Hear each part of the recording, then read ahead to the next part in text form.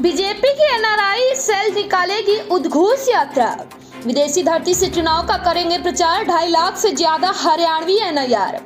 हरियाणा के सभी जिलों में निकाली जाएगी यात्रा। सीएम नायब सिंह सैनी हरी झंडी दिखाकर करेंगे यात्रा को रवाना। जी हां, हरियाणा में 10 लोकसभा सीटों पर बीजेपी को मजबूत करने के लिए अब विदेशी धरती से एनआरआई प्रचार करेंगे। इसी को लेकर बीजेपी को एनआरआई सेल के द्वारा प्रदेश में उद्घोष यात्रा निकाली जाएगी, जिसे हरी झंडी दिखाकर मुख्यमंत्री नायब सिंह सैनी यात्रा को रवाना करेंगे। आपको बता दें, गुरुग्राम में आज बीजेपी एनआरआई सेल की एक बैठक हुई, जिसमें उद्घोष यात्रा को लेकर मंथन किया गया। गुरुग्राम बीजेपी ऑफिस गुरुकमल में यह बैठक हुई, जिसमें साइबर सेल के तमाम सदस्यों ने हिस्सा लिया। हरियाणा के सभी जिलों से एनआरआई सेल के सदस्य पहुंचे। भाजपा प्रदेश प्रमुख संदीप देशवाल की अध्यक्षता में यह बैठक संपन्न हुई। भारतीय जनता पार्टी के कार्यकाल में किस तरह से विदेश में भारत की मजबूती बढ़ी है, इन तमाम पहलुओं को लेकर एनआरआई सेल द्वारा हरियाणा के सभी जिलों में उद्घोष यात्रा निकाली जाएगी।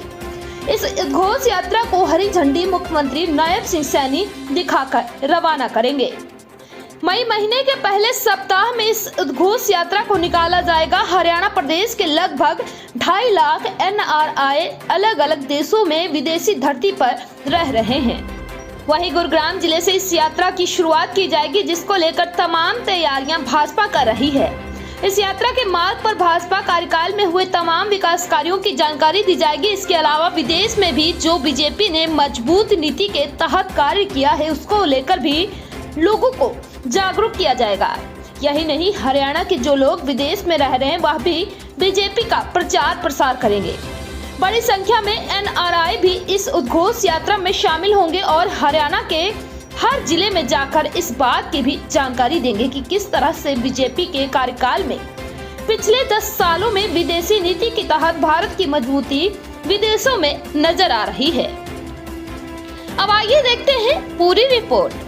सबसे पहले सारे जो अपने प्रेस के साथी हैं, इनका बहुत बहुत धन्यवाद, क्योंकि मेरा अपना मानना है और शायद आप लोगों का भी है कि किसी भी देश की प्रगति में मीडिया इज अ बैकबोन, है ना। आप लोग साथियों एक ऐसा स्तंभ हो हमारे देश का, और हर देश में मीडिया एक ऐसा स्तंभ है जो उस कंट्री की प्रोग्रेस के लिए और अच्छी खबरें दिखाने के लिए आप लोग बहुत बड़ा एक पिलर हो बेसिकली।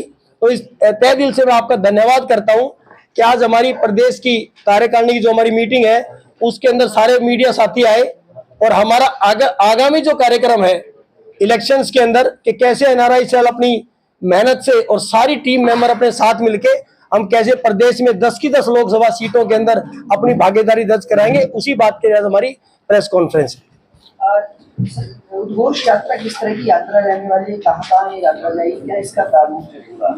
अच्छा, इसका प्रारूप मैं आपको बता दूं कि हमने सभी जिला के अंदर अपने संयोजक सह संयोजक एक बड़ी टीम बनाई अब की बार एनआरआई सेल ने, और प्रदेश के अंदर भी हमारी बड़ी टीम है। मेरे साथ सह संयोजक रजत भार्गव जी हैं, सुमन जी हैं, संजय जी हैं, कोमल जी हैं, सोशल मीडिया आईटी अध्यक्ष, और उधर नितिन बंसल है कोषाध्यक्ष, और हमारे कार्यकारिणी चोपड़ा साहब है, सीमा जी बैठे हैं हमारे साथ, और जितेंद्र जी हैं कार्यकारिणी सदस्य, एक हरीश दलाल है, और बाकी सोनू जी यहाँ के हमारे गुड़गांव के संयोजक हैं। आज का सारा देख रेख कार्यभार जो है वो सोनू की और पूरी टीम ने संभाला। उसके लिए मैं साथियों का तहे दिल से धन्यवाद देता हूँ कि बहुत अच्छा अरेंजमेंट इन्होंने किया। तो हमारा स्वरूप ये है कि एनआरआई सेल कैसे अपनी भागीदारी दर्ज कराए। जैसे कि विदेश में मेरी अभी यात्रा थी, इंग्लैंड में, कनाडा में, अमेरिका में 4-5 महीने लगा के आया, तो वहां भी हमने अपनी भागीदारी दर्ज कराई। वहां पे हमने बड़े प्रोग्राम कराए, जैसे 15 अगस्त को कराया था तो सुनीता दुग्गल जी को चीफ गेस्ट बुलाया था, सुधा मैम का लंदन में प्रोग्राम कराया, कमल गुप्ता जी का इंग्लैंड में यूएस के अंदर कराया, कनाडा में कराया। तो हमारी जिम्मेदारी क्या है कि जितने एनआरआई साथी विदेश में हरियाणा से गए हैं उनकी देखरेख करना, और धरातल पे जो पार्टी हमें जिम्मेदारी देती है उसको संगठित होके सारे प्यार प्रेम के साथ मेहनत करके कैसे एनआरआई सेल अपनी पार्टी की ताकत बन सकता है, उसी के तहत हमने अब की बार एक प्लान किया कि क्यों ना हम कुछ बड़ा करें। तो सारी टीम से विचार विमर्श किया, और बड़ा खुशी होती है कि हर कार्यकर्ता, आज मुझे बहुत ही खुशी हो रही है, इतनी तादाद में आप देख रहे हो हरियाणा के कोने कोने से सभी साथी आए। उसमें हमने यात्रा का नाम दिया है कि एनआरआई सेल का संकल्प है। एनआरआई सेल का संकल्प मोदी की गारंटी, जन जन का विश्वास, अब की बार 400 पार उद्घोष यात्रा भी हम ये एक ऐलान कर रहे हैं कि 10 की 10 सीटों पे कमल खिला के हम मोदी जी की झोली में डालने के लिए अपनी बहुत बड़ी भागीदारी दर्ज कराने जा रहे हैं।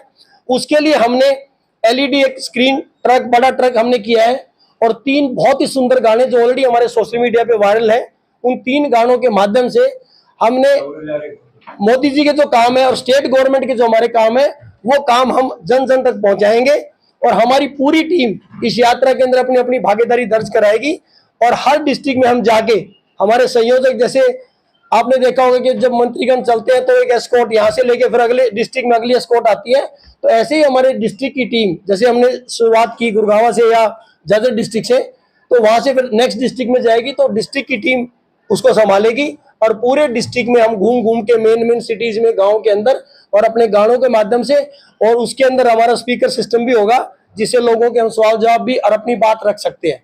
तो वो हमारा पूरे ऑलमोस्ट करीबन 20 दिन के करीब है।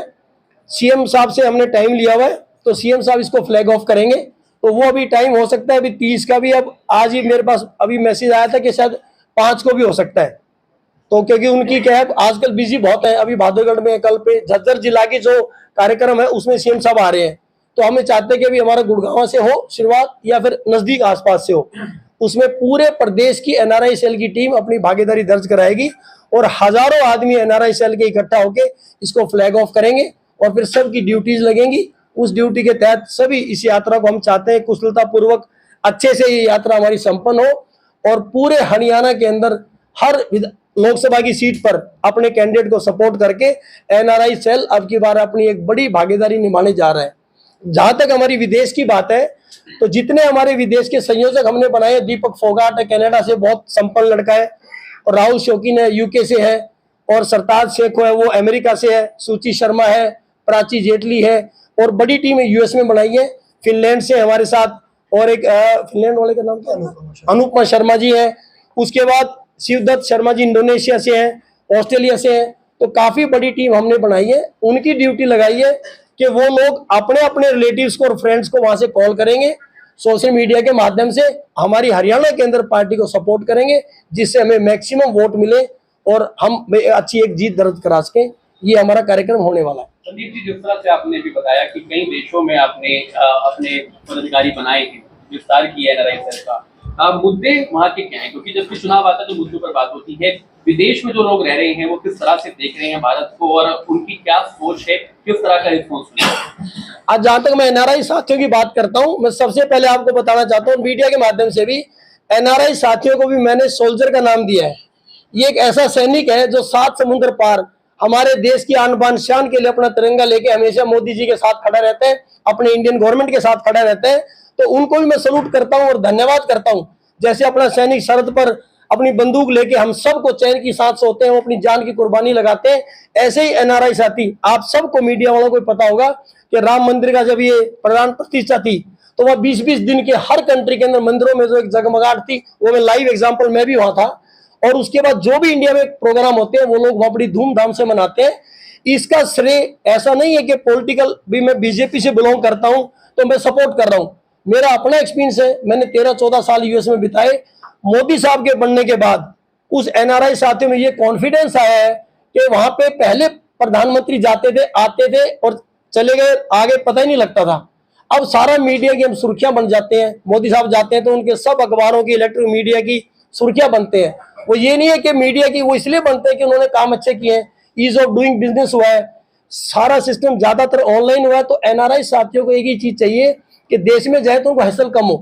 भाई जैसे ऑनलाइन सिस्टम हुआ है, अब आप देखते हैं पासपोर्ट बनने का कितना इजी प्रोसेस हो गया, ओसीआई कार्ड बन गया। ओसीआई कार्ड बनने से क्या है कि आप लॉन्ग लाइफ यहाँ रह सकते हो, आपको दोबारा स्टैंपिंग नहीं करानी। देखिए, ये यात्रा हमारी गुड़गांव या झज्जर जहाँ से भी स्टार्ट होती है, वहां से हम स्टार्ट करके हर जिला हम इसमें कवर करेंगे। हमारे जिले के जितने संयोजक हैं, जिन जिन डिस्ट्रिक्ट में ये यात्रा जाएगी, वहां पर ये यात्रा संयोजक के माध्यम से, संयोजक की देखरेख में आगे चलेगी, और जहां जहां उनको लगेगा सुटेबल प्लेस, वहां हमारी ये यात्रा काम करेगी। हम एलईडी स्क्रीन और हमारी कार्यकारिणी जो हरियाणा प्रदेश की है वो साथ रहेगी, और मोदी जी का जो विजन रहा है इस बार कि इस बार 400 पार, उस विजन को हम साथ लेके चलेंगे और हमारी पूरी कोशिश होगी। और मैं तो पूरे जोश के साथ और पूरे होश के साथ कह सकता हूं कि इस बार हम 10 की 10 सीटें मोदी जी को हरियाणा से जिताकर भेज रहे हैं।